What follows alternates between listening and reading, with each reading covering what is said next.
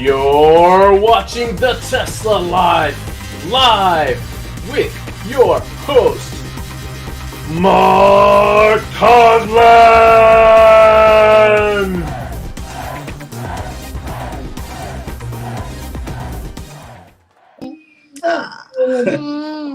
Welcome to the Tesla Live number 404. Here we are, the oh my gosh, are we the 26th of March? That is the end of the first quarter. Like, we are there. We're there. Wow. That is a long time. That it is. Man, 3 months have flown by. But let's not stop there. Let's go with the introductions. We have Mr. Casey Green joining us from undisclosed location in the Mid-Atlantic, and his daughter Moto, who's celebrating a birthday. But not her birthday. That's right. That's right. A sibling. A sibling's birthday. Yeah. Very good. He's around the corner sleeping. And how are things, Casey? How are things besides you're getting no sleep? That was about it. Everything was pretty uneventful, and she made sure to come even faster than her sister did. And Awesome. like a carbon copy. I play my toy. You play your toys? You're a big sister now. Wow. Yeah. Sorry about the weird angle. We're on the old iPad Pro, so the camera's in the That's wrong all place. right. That's all right. Looks like you're using a giant big gulp there. Oh, this is her kids' drink. Right, but when you put it close to the screen, you get this weird perspective of its ginormous 50-gallon cup. That straw looks 6 inches in diameter right there. Yes. Also joining us, as per usual, we have Mr. Patrick Connor from the West Coast. How are you today, sir? Hello, I'm good, and hopefully I make it online. We're having some weird weather. We set a record high yesterday. Looks like we're setting another record high today. It went from winter to summer. We skipped spring altogether. Okay. And there's severe wind warnings. We could have winds over 70 miles an hour. We could have hail as an inch in diameter, which is crazy. We normally get pea-sized hail, if any, hitter. And it's weird that this morning it was a beautiful day. 26 Celsius, 80 Fred, whatever you want to call it. And now it's cloudy and windy. And so, strange times. Wow. So you've got every type of weather possible. Yes, you got to be prepared for it all. Yes. And how did I prepare for it? I just went to the Tesla app and I slid the reserve from my normal 20% up to 70%. And so now the Powerwalls are there. If we lose power from this wind or whatever, I'll be covered. Very good. Very good. Mm-hmm. And you might even get an alert from the system to share your power, right? We might, yes. We are part of a VPP, so they can dispatch energy. And we also have Stormwatch mode on, so which is weird that it hasn't triggered, although I haven't checked it recently. So it might have, Stormwatch might have triggered. It might have went to 100% reserve. Yeah. So the nice thing about being able to slide it up is if I hear this stuff and I'm concerned, I can just, slide it up to wherever I'm comfortable. And then if they get the, red flag warning or whatever the National Weather Alert System does, then Tesla will just put it up to 100% themselves. Right. Pretty cool. So I had the opportunity to use classic Smart Summon. The relic, the one you got to watch to make extra sure that your car doesn't crash itself. They gave us a cart for the discharge, and it would have fit in the door, and I could have just pushed the door down around it, but then if I had pulled such a maneuver, they might have given me my kid. So don't want to mess around with that stuff at a hospital setting. No. Right. And so but it was on the other side of the campus, so I wasn't about to walk with that cart extra times. And so what I did was I unplugged the car from the free charger. They had Blink took over who their original network was, and thankfully they put the "Come to Me" button back, so you don't have to just use that go to Target and hit my knee on the corner of this little desk. And so I was using the "Come to Me" target and made sure it was clear, because every time I wanted to use the thing, somebody's in a hurry, and it did all right. It crossed the street from the charger into the main aisle, and then. Thankfully, there was a cut around shoot. It came out, yes. There was another inside the parking lot without going out to the main street. It wasn't that it was that busy, but you know how it doesn't go on main streets. And oh, it is. And so then in the middle of the next lot, it ran out of distance, and so it said maximum distance reached, parking. Boom. And at that point, there's a Tahoe behind us, and I said, well, 1 minute, and he just drove around in a different loop. Like, okay, cool, whatever. I pushed the button again, come to me, and then but at this point it was much closer to me because it had caught up. And we went through that next lot, we went in underneath the awning, and I stuck to the edge, and it was doing like it was going to follow me, but then it did what it always does and parked in the middle of the way. So I put the cart in the crosswalk, and I got in the car, backed it up, moved over. Somebody was on her phone. She looked at me like, "What the?" Because the car was moving, and then she saw me in the driver's seat. That is funny. Yeah, taking your car for a walk. Right. I situated it nicely, and then it did well. It did well, but again with old school summon. Oh, thank you, sweetie. Add your spoon. Okay. Yeah, don't be a savage. Use some silverware. Jeez, good manners. So people noticed, but in the hospital, we come across the guy in the hallway that was in the Tahoe, and he said, "That was your car. It was looking a little shaky there. What was going on?" I said, "I was walking it." But and then he said the next obvious question: why? He said, "Is it electric?" Well, he saw why I was pushing that big cart, and he's like, I don't know if he saw me not be able to get it in the door cleanly or not, but it would have fit in the Falcon door. But again, I didn't want them to think I was crazy on the day I was trying to get home. Yeah. And so he noticed probably a good plan. Probably a good plan not to make them think you're crazy. Exactly. I said, "It's electric," and then thankfully there was not that much traffic, so I was able to just leave it on the chargers throughout the whole ordeal. Yeah, soccer ball. Nice. Yeah, and it was free, which is nice. And they warned me in the app to like, "Hey, move your car." And thankfully the hospital didn't care. There was no idle fee. And cool. Yeah. I had to use it after though. Yeah, if we're telling personal stories before we jump into the news, let's do it. My car's officially not new anymore. Oh. I just washed it, and I noticed that about a week ago I got a door ding. 2 days ago we got a rock chip, and there's a paint chip on the A-pillar. So it's just over a year and a half old, and now all the new shiny's gone. Oh, new shiny, bye-bye. Don't let it go downhill quickly though. That would be soul crushing. Yes, yeah. I want to start calling it a legacy and getting salties too fast. So I gotta wait. I gotta keep it new. Although, as far as the Model Y is concerned, that is a legacy Model Y. You're right. Classic. Yes, Model now Y that the Juniper's out, I do have an old Model Y. That's right. But you got a hardware retrofit coming up. Did they already do it? It's the ultrasonic sensor. Yes, I have the new ultrasonic sensor. So last week I said it was happening the day after, and it did. Okay. So mobile service came, and we have the new ultrasonic installed, which is cool. Haven't got the app update to use it yet, but I should be getting that. It's the spring update, so we should get it any minute. But they needed the hardware before the update came. That way they didn't have to do the whole reflash of the whole car because it would be out of sync. Exactly. Yeah, and that's just not worth the labor versus doing it ahead of time. Right. Yeah. Well, let's get into the news. Let's do it. Lots happening this week as usual. First story is a positive note. The United Kingdom hit the Tesla, I guess, company set a new milestone in the UK as of yesterday, where they have now delivered, get this, 250,000 vehicles to the UK. So that may not be a huge number for North America, the US or China, but keep in mind the UK is a small part of Europe.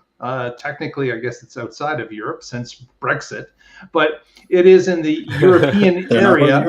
It's still part of Europe. It's just not part of the European Union. So it depends on whether you're talking about politically or geographically, I guess. Yeah, they can't really move it. It's there.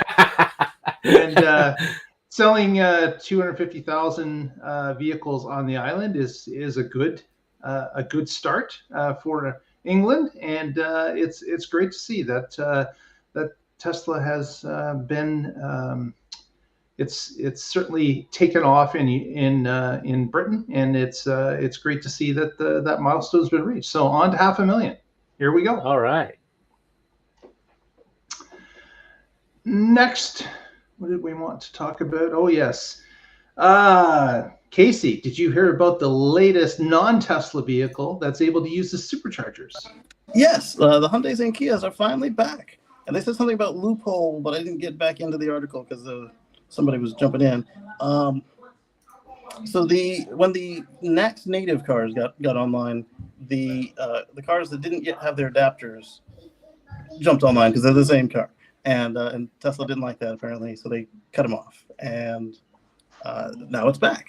The question is, some of the articles that I saw flying by said loophole, so either they're doing the same thing as before, or they had told us they were going to wait a couple of months or a couple of weeks to do the adapters again. And it's unclear if the adapters are going to be standard now or if they're still going to be the low amp. They don't need the high amp because on the low voltage, they still don't draw the high amps. The problem that other folks were expressing was that if you share an adapter with somebody, or if you have more than one car but only one adapter, and it's a 400 volts, or it's a 1,000 volt native but like a megawatt charger, you can melt the adapter, and they don't announce themselves as being there. So being the only adapter that's not full amps could be an issue if you use it with another car. Yeah. So another non-Tesla vehicle is now charging. And just wanted to put it to you two in your own personal experience, but since this has all started with Ford over a year ago, has anyone noticed that superchargers in your area or on your routes are that much more crowded with other vehicles? It feels about the same. I see some Rivians every now and then, Chevys, and rarely some Fords, which is weird because you'd expect to see more Fords than everything else. But mostly I see Rivians. I saw Lucid ones. That was fun. And then the Hummer EVs, they're pretty popular for some reason. And then like the Chevy Blazer EV, I haven't seen but maybe one Silverado here at MrSupercharger.com. But how about you? I know you don't supercharge that much, but you must drive by them occasionally. Yeah, so I did just supercharge in Bend, Oregon, and when I was pulling in, I saw the first open spot I saw. I started to go there, and then I noticed that there was a Rivian in the stall next to it, and sometimes they actually used the one on the other side, and so I knew that the spot that looked open might not actually have a supercharger available to it. So I went down a couple more spots and then parked nowhere near the Rivian so that I wouldn't have to deal with them using the wrong stall because of the ports on the other side. I almost called it the wrong side, but there is no standard. So yeah, the port is on the non-customary side because there is a de facto standard from all the users of the network. Right. Yes, it is. Yeah, it started as Tesla's network, and so there's it's either in the Tesla location or another spot. Well, I don't know about the Tesla location either, because there are some folks that joined it, which is amazing because some of the folks that joined it did it right for their trucks and did it something different for their non-trucks. It's like, you knew this was coming. Why did you do it that way? Yeah, and I think part of it is just if you're trying to do as little redesign as possible, just where is it convenient? Yeah. And some of them were shared bodies, and others are that classic legacy thing, like almost like the fuel filler door is like an afterthought, or if it's some other sort of consideration, like on the trucks, it's exactly where it would be on the truck. It's on the back left, or near the wheel left, and that's just from decades of inertia. The SUVs, it's on the same side it would be on. Like on the Aria, it's on the front right, and on the Blazer and the others, it's on the front left, because it's where the fuel filler door side would be based on whatever their criteria are. And, and with gas cars, you want a variety because then they're not. It allows the gas stations to be easy to utilize. But that's not the case here, where you want the cord as short as possible and you want it in a standardized location. Yeah. Well, let's answer a question from Derek, who was asking a Canadian question, and I happen to be in Canada, so I can probably answer these questions. Derek asked, one, were there in fact 80 Teslas vandalized in Hamilton at the showroom? And I can confirm that that is the case. Over 80 vehicles were vandalized in some way, shape, or form. But it wasn't a showroom; it was a service center. So those were all customer cars. Well, it's the same thing. It's a combo. Oh, it's a combo. Yeah, yeah. Okay, because So Tesla was like, it's a service center. I was like, oh, that must be a standalone service center. no, But it's a large service center. yeah, Is the way they were yeah. trying to push it. So there were that many vehicles damaged in some way, shape, or form. Some were minor. Some were just scratches here and there. Others had tires punctured. Others were more, dented and such. So yeah, that happened, and unfortunately, it did happen. And two, the question is: Canada really banning Tesla from future rebate programs? In Canada, we have basically two programs that are active at this time. We have a federal program which offered $5,000 on the purchase of an EV, and then we had some provinces that would offer an additional incentive for an EV purchase. Now, the federal program is no longer active because they ran out of money to the fund. Mm-hmm. So really, nobody's getting the federal rebate anymore. Some provinces have pulled Tesla out of their program specifically. Manitoba, Nova Scotia come to mind directly because that just happened recently. So there are some provinces that have taken Tesla out of the mix when it comes to a provincial rebate. My province, Ontario, has no rebate at all for any EV. So it's a real mixed bag in Canada, depending on what province you're in. But and then yours is the one with Doug Ford, right? Yeah, we got. So Doug anything Ford. Elon is being pulled by that guy. Correct. They canceled a Starlink contract. There's been a lot of blowback for Elon, especially with his tweet indicating that Canada is not a real country. That really hurt him in the eyes of many Canadians, and it's something that, again, we're in this tariff world and tit for tat banter going back and forth, and unfortunately, that's where we're at.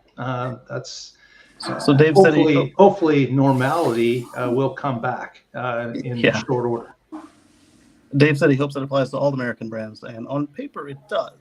But then when you look at the actual changes, it does not. Only the Muscicos are, and maybe one or two small ones we might have never been tracking. But the majority of Americans still has some manufacturing of its own, but there's not a lot of EVs. So, we don't make an EV vehicle. Besides, Stellantis was supposed to start up something in Windsor, and I don't even believe that's fully up and operational yet. Honda's supposed to build something here in the near future. Ford said they were going to build something, put it on hold. So there's a lot of things, a lot of balls in the air here. So these rebates go to Canadian citizens, not to Tesla directly, right? Correct. So they're really taking money away from Canadian citizens that they would have got if they chose to buy a Tesla. Yes, so, but of course, the money indirectly goes to Tesla because their cars artificially drop in price. Sure. Yeah. Yeah, but now the customer can't pick what's best for their family. They have to pick what's best for their family minus That's right. selection. That's right. Because of this war of words that have been going on and war of tariffs. So yeah, well, F around, find out. FAFO, baby. So Musk wants to tweet. This is what happens. Yeah, he's still a Canadian citizen. Has this ever happened before without somebody like breaking direct laws or anything like that, where your government's targeted a citizen like this? Well, they're not targeting a citizen; they're targeting a company. Well, several companies owned by one citizen over actions for another government. There's also been a petition signed by over 250,000 Canadians asking Canada to revoke his citizenship. So all sorts of stuff is going on. Like I said, it struck a nerve here on top of what had already struck a nerve with Mr. Trump and his tariffs, and Mr. Trump's comments about Canada not being a real country and that it would be a great 51st state and all that kind of jazz. It's really rubbed some salt in some wounds. So it may be unprecedented, but the situation bringing it up is unprecedented as well then. Yeah. Right. Yeah. You can't expect to do this kind of stuff, threaten sovereignty of another nation and not have consequences. I mean, it's just, it's very foreseeable. And I would be ashamed of Canada if they didn't respond with something. You know what I mean? So, yeah, even a good on statement, you. Yeah. Oh, it's kind of cool though. Kind of cool and kind of weird because like he got it from birth, but not because he was born in Canada. He had it because for his mom and he went to university or some university here. Yeah. But it's certainly Derek. We understand. Like I know it's not Americans that have done this. It's an administration. It's some individuals, and that's the way it is at this time. I'm just hoping that we can get back to normalcy. It's just at this point we're living in really weird times. But you guys know that in the U.S. as well. Like, hey, watch the news cycle. If you don't know it's weird now, then you're living under a rock because there's a lot of weird stuff happening. Yeah, there was just some article that I saw today where they said that the Trump administration was targeting IRA funds to blue states, but wanted to continue the funds to red states. And okay, you know, that's not how that should work. Yep. Either this is the right thing for the country or it's not. I mean, you don't play political games with that stuff, which is too much of politics is politics. That's a huge problem. Yeah, everything's so partisan now. It's ridiculous. Right. It should be country before party. That's right. And then we've got a couple of countries have advised that their citizens don't come here the same way that we issue advisories to like war countries or ones that will just yoink our people, and they're doing that to their citizens. They say, hey, don't go there. Exactly. So yeah, that's where we're at. Hopefully, Derek, as time goes along, it'll be changed. So let's keep hope that it will. Mm-hmm. Next, let's talk a little bit about the FBI investigating after incendiary device found at Austin Showroom. So we know that there's been a wave of protesting and there's been a wave of some vandalism that have happened at Tesla showrooms across the country and at Superchargers. But it seems that in this case, the FBI have been asked to step up and start investigating some of these crimes that have happened at dealerships. As Patrick knows, there's been one particular Oregon showroom that has been hit a couple times with gunfire. So that's certainly concerning. There is, in this particular case, I guess they found some items at the Austin showroom, not the Gigafactory, but the showroom, where they found that these devices a device was left behind or in some sort of site that it was found, that it could have been something that could have started a fire. And the FBI has picked up this case and is now trying to find out who was responsible for leaving this device near the showroom in Austin. So again, I don't want to be a false alarm here. I know this is not happening everywhere all the time, but I do want people to certainly be aware that there is some nefarious people out there that maybe are just looking for a reason to act out, as we sometimes see when there are some bad actors in demonstrations. But in this case, at least we know that law enforcement is starting to track this. They're starting to understand what's going on, and hopefully the people that are ensuing violence will be able to be routed out and arrested and charged in due process. At least 2 Tesla vandals have been caught, and it'll be interesting to see what kind of sentencing they get. Several. We got at least 2 of the Supercharger vandals, and about 6 of the car vandals, like the scratchers, the keyers. I don't know about necessarily the ones that are doing the firebombing, and actually we got some of the firebombers too, but there's still more to catch, and it's disgusting, and that's not the way to because you can't, whatever it is you're trying to advocate for, you can't do it from jail. Right. Yeah. And if you don't like Musk's politics, attacking a Tesla dealership is not the way to go. I mean, that's not. Musk and Tesla are 2 different things. Yes, their brands are tightly intertwined, but they have very different missions. Musk's, all into politics and Doge and all that stuff. That has nothing to do with Tesla. He just gave a talk at an employee all hands, and it was great. This was him talking about the mission again, talking about why Tesla exists, what are its goals, and this was like, this is the Musk from 4 years ago, the one that I liked. This is what I want more of, and less of him wielding chainsaws and attending government events. It's so yeah, they're 2 separate things, and it's just people conflate them, or because they're so intertwined, and they shouldn't be. They're not. But yeah, you do like it's not the right thing to do to target as vandalism, but it's a whole another level of just wrong to hit customer cars over inventory cars. And if you can't tell the difference, that means that you shouldn't be doing your guerrilla marketing or whatever you want to call this. Well, it's wrong to vandalize either, right? I mean, if you want to picket peacefully, great. But vandalizing anything, you just crossed the line.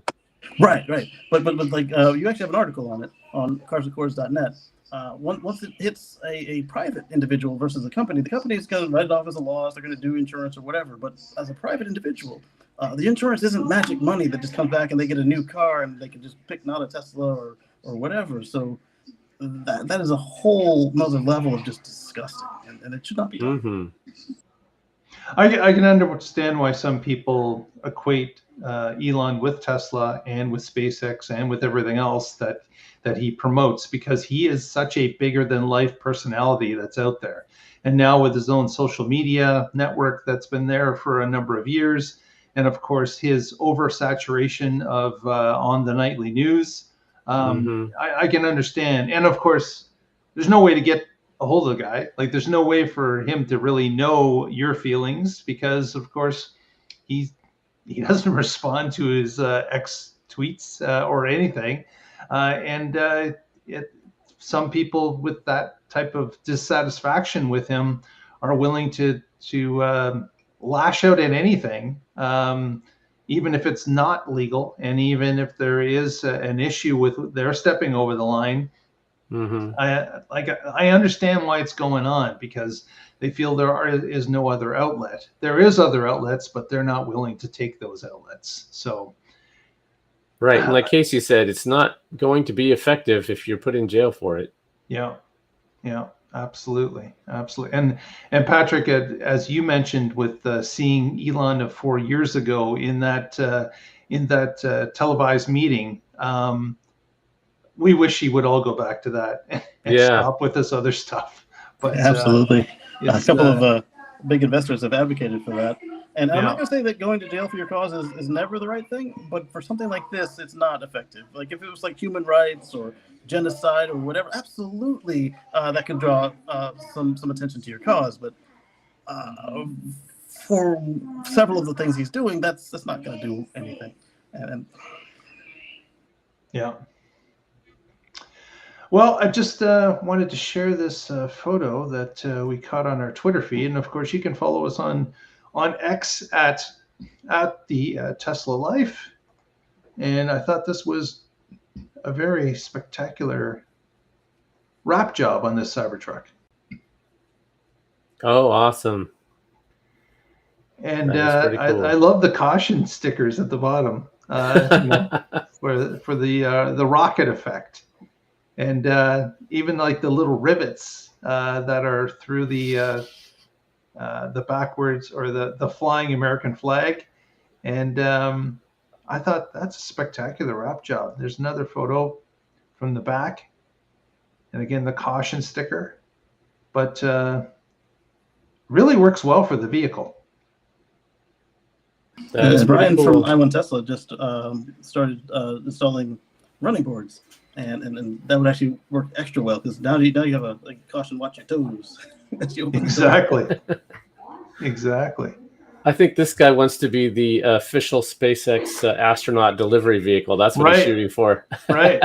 And after seeing this, I wouldn't be surprised if you know that when SpaceX does launches, they actually do deliver the astronauts in different Tesla vehicles. We've seen the Model X's out there, and I wouldn't doubt that we would see a CyberTruck done up as well at some time in the future.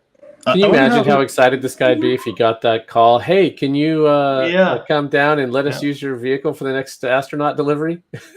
I wonder how we compare for ingress and egress with the X, since it's got the the roof goes away, gets out of the way with your helmet on. Right. I'm curious. Yeah, there could be an issue with clearance in one of the other vehicles, but you're right. The X with the Falcon wing doors certainly makes easy work of that.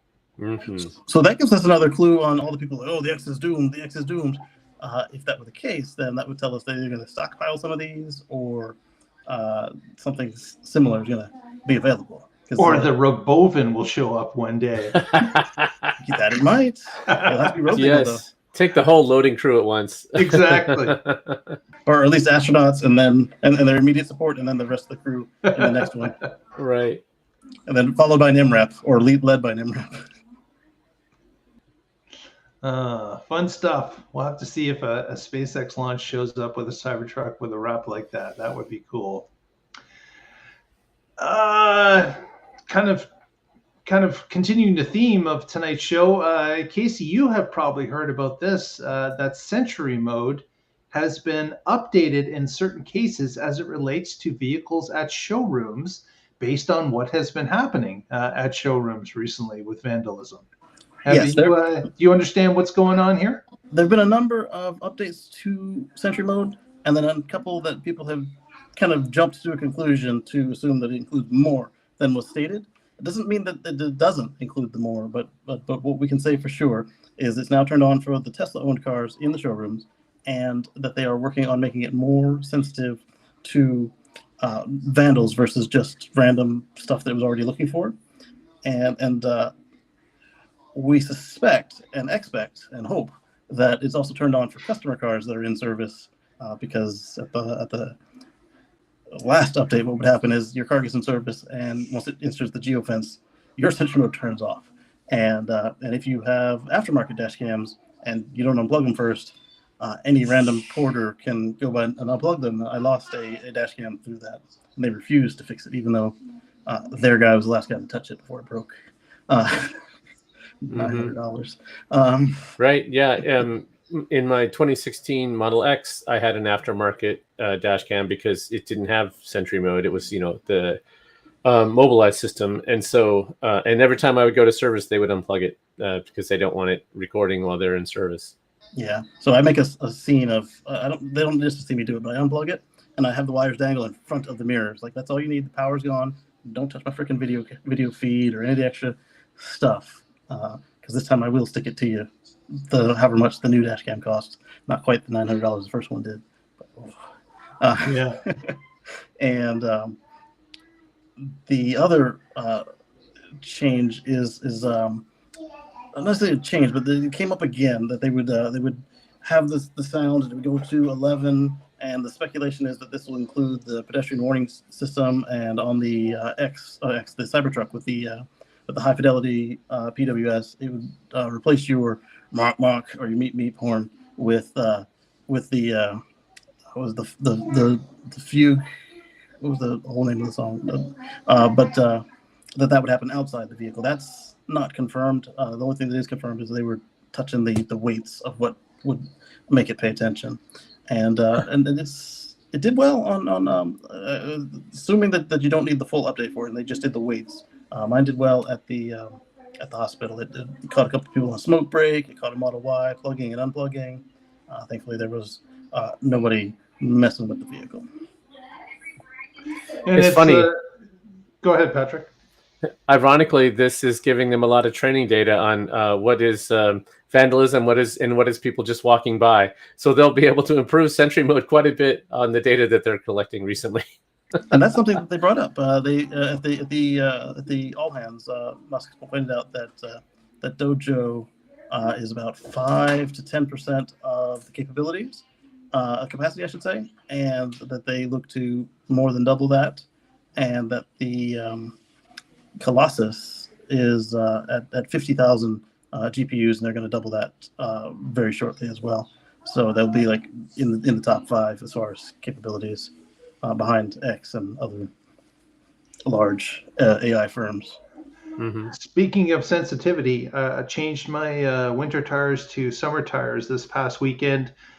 Took the car into a garage, started to jack it up. I had my phone in my pocket of my jacket, which I placed in the front of the vehicle. Not in the vehicle, but in front of the front bumper. It was just kind of laying there because it was hot as you're jacking up a car and changing tires.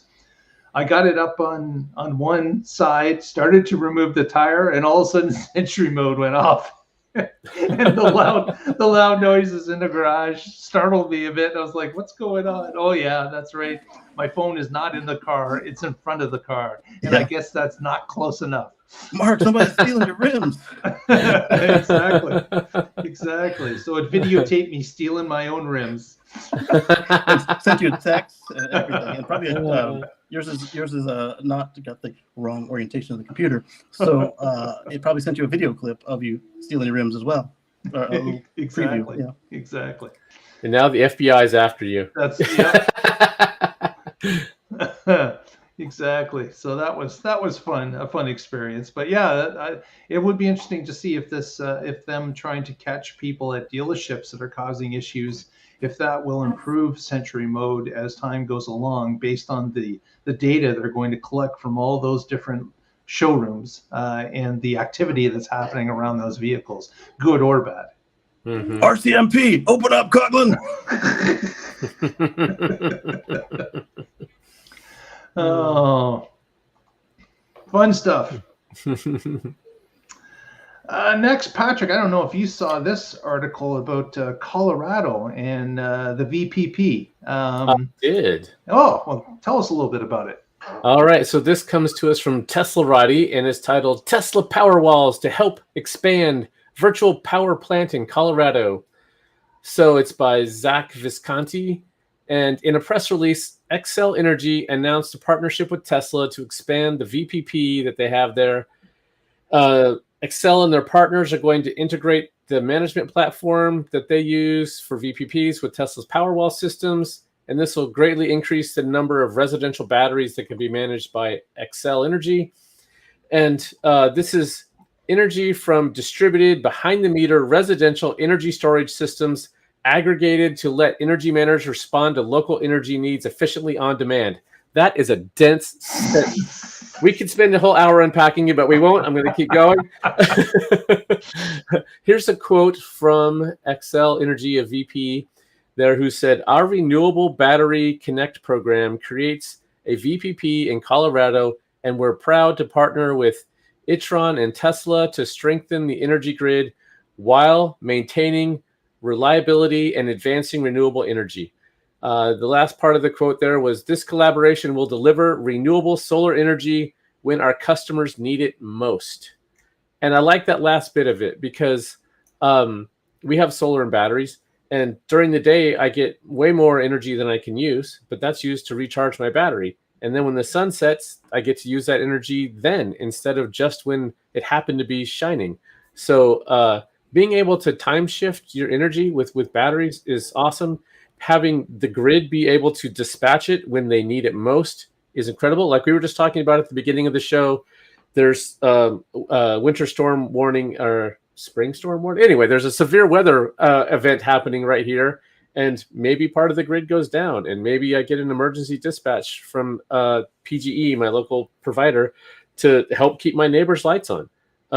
Or maybe just my own power goes out and it keeps my lights on. Either way, it's a more reliable grid with these, and it's great to see. I don't know. There's certainly other residential energy storage systems, but I don't think any have as much deployed as Tesla does. So it's great to see that they're finally going after this one, which will probably more than double what they have capacity wise. Thanks for reminding me to turn off my battery mode. My system is the older EcoFlow, so I have to do everything manually. If I don't, then it'll waste some power from the grid and recharge from the grid at night. Right, and during the winter, stormy nights, but not on regular nights. Yeah, and during the winter, I often recharge from the grid just because we're not getting a whole lot of sunlight here. And but once we hit spring like this, I don't need to do that at all. Exactly. But that is a great option to have in the winter when you're not getting as much production from those panels. And of course, during the night, you get the best power rate that there is as well. Exactly. Typically, Yep. because all power providers typically have surplus in the overnight hours, and they charge for it in the same way. They lower the price. Exactly. It's about a third of what the peak price is. Yeah. Here in Ontario, it's half. Oh, yeah. So it's a great deal. Yeah. So that's great to see that more and more of these energy providers are getting on board with these type of programs. I remember the first one that we reported on that Tesla was a part of was Green Mountain Power out in New Hampshire, Vermont, I think. Vermont, okay, and they have had a wildly successful program, and many thousands of people have joined their particular VPP system there. Yeah, theirs was unique in that they would buy the battery for you if you agreed to host it and participate. Which like, oh, okay, yeah. What do you have to lose? You sign me up twice. Sign me up as a Vermont person living there. Yeah, yeah, exactly. Absolutely. And I'll come pick it up in Vermont and drive it back to my place. Yes. Fantastic. Mm-hmm.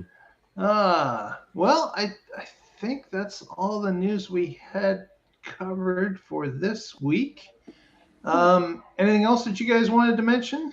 Are we going to talk about the new third-party superchargers, or is that something we'll discuss later?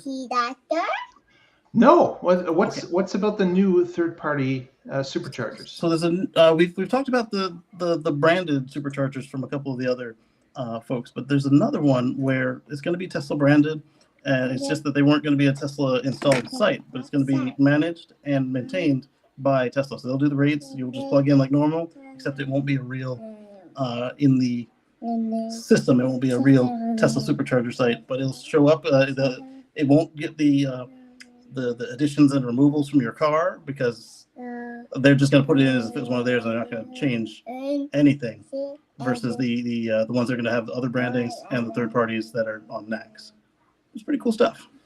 So who is hosting these? Is it a particular retailer or a restaurant?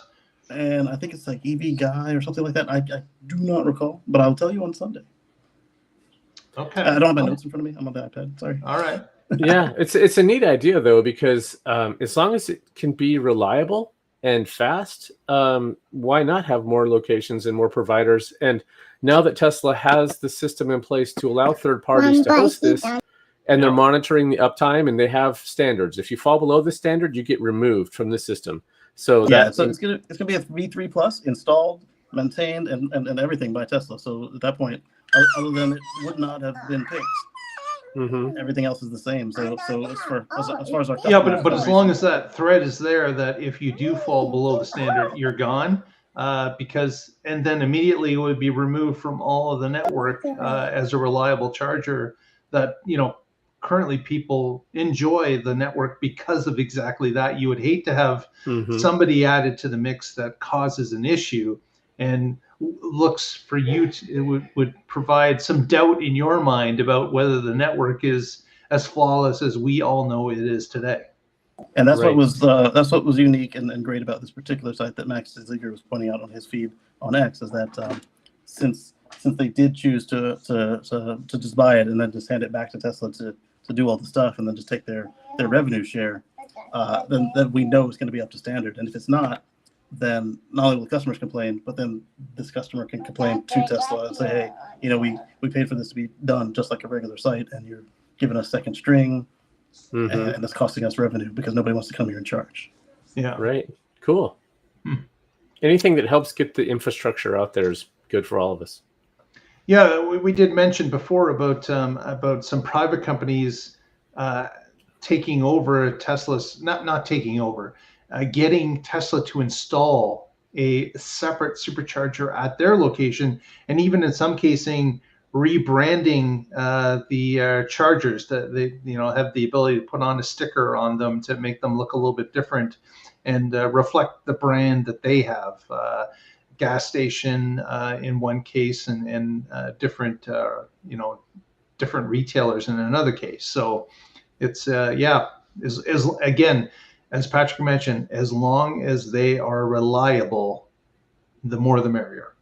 And that's what those other ones are under threat, because even though it is a V3 plus hardware, just like these other guys, it's not managed by all of that, where they now have the risk to keep it done correctly, especially since they're installing it, they're maintaining it, and all. The car will pull. Enough of our cars come through and have a bad experience, our cars will pull it. So it's not even a matter that that there's any sort of favoritism or anything like that. The car says unsatisfactory, followed by however many other cars, and they just pull it until it gets back to snuff. Yeah. Yeah, Derek and Highlander are pointing out that it's, as you mentioned at the beginning of the show, Mark, we're at the end of the quarter, and Tesla often does end of quarter pushes. So if you're looking to get a Tesla, look for some of these. There's a 0% financing offer until the end of the month. So you've got, 5 days left on that. So if you're watching this live, take a look. If you've been in the market and you're on the fence, these next 5 days might be the chance. Yeah, you've been waiting for. 0% financing would be a fabulous deal to pick up on a Model 3. Mm-hmm. For sure. Well, with that, I think we will move on to the shout-outs, and Casey has got some shout-outs for us. Go ahead. I sure do. And I figured out the trick with this iPad Pro original is to pretend that I'm driving a Rivian and supercharging. Just there should be another iPad in front of me, and I just park in the wrong stall and you're good. But what you want to do is we've got a show coming up on Friday, the first edition of the week for the Tesla Life Express. And then on Sunday, you've got me. Let's chat with Casey and friends. Way up there. It's not my regular camera. It's on the ceiling here. Yeah, over here on YouTube and on X. And then on X, I have the side chat. So it's kind of like first-time caller, long-time listener. So you guys can actually dial into the show, and a couple of our friends can vet you and let you in. And Highlander was there last week. It was awesome. A couple of weeks, actually. And all right, after this, we'll get you over there. One second, baby. And then on Monday, back here at the Tesla Life Show, Express Edition 2. And then 1 week from now, but 45 minutes ago, you got our live show. And we'll catch you there. Exactly. Patrick, any shout-outs? Yes, as always, I'm with the Oregon Electric Vehicle Association. You can find us at oeva.org and check out our calendar there to see what's going on. And I blog occasionally at carswithcords.net, where I write about my future free from fossil fuels. Thanks. And I believe we're going to feature one of Patrick's stories in the upcoming Tesla Express. So stay tuned for that one. Check that out on Monday. Very good. All right, everyone. Thanks so much for being here. If you haven't already, please give us a thumbs up. Press that subscribe button. And you can follow us through the week at our X feed at the Tesla Life and see what's happening in between shows. So please sign up, and we will get together next time and find out what's happening in the Tesla Life. And if this weren't the iPad, it gets us some music from Lee Moon. But again, thank you, Lee Moon, for the music you do give us. And we'll catch Stay you positive. on the flip side. Test negative.